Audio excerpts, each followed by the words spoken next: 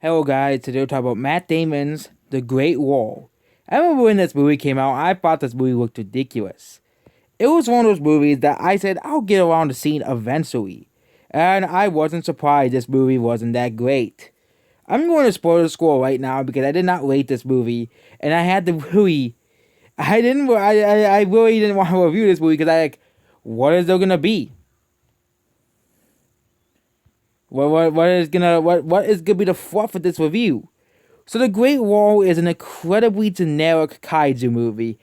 Okay, at least they explain the kaiju monsters far more than Cloverfield does, and for some reason that movie is considered a masterpiece.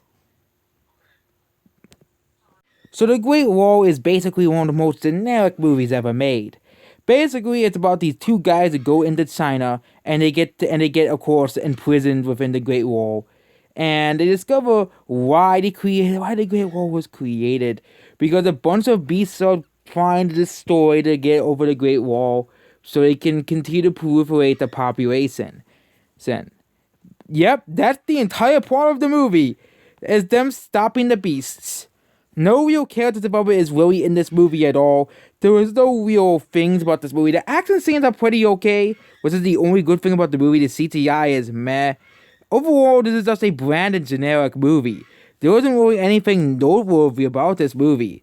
I'm giving the movie a final score of 4 out of 10. Because at least they were able to explain the kaijus on that Cloverfield. Yes, I said this movie is still a better movie than Cloverfield, that overrated pilot trash that everybody would seem to defend for some weird reason, because they can't accept my opinions on movies, which is completely stupid, because I've seen both movies. Both movies are not good.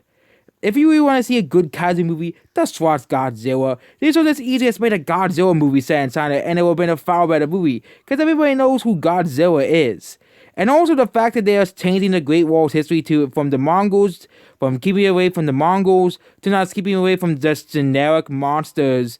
Oh yeah, and they have like a bunch of eyes over the bodies too, for some reason as well. These kaiju monsters are just very generic and are not very interesting enemies. If you compare them to other kaiju movies, at least all the kaijus in those movies are very interesting. These are just and throughout most of the movies, they're basically just generic creatures that are killed, kind of like the creatures that Thanos unleashes against Black Panther and Wakanda and Avengers Infinity War. But except those are supposed to be a bunch mindless zombie creatures that Thanos sends out as cannon fodder. These are just generic monsters. So yeah, the kaiju characters are not great, and the characters are just forgettable. And yeah, it's just another generic movie, and overall not worth it. It is worth watching if you want to see monsters, but it is not really worth watching if you want to have a coherent story in a movie, which this movie failed to tell as well.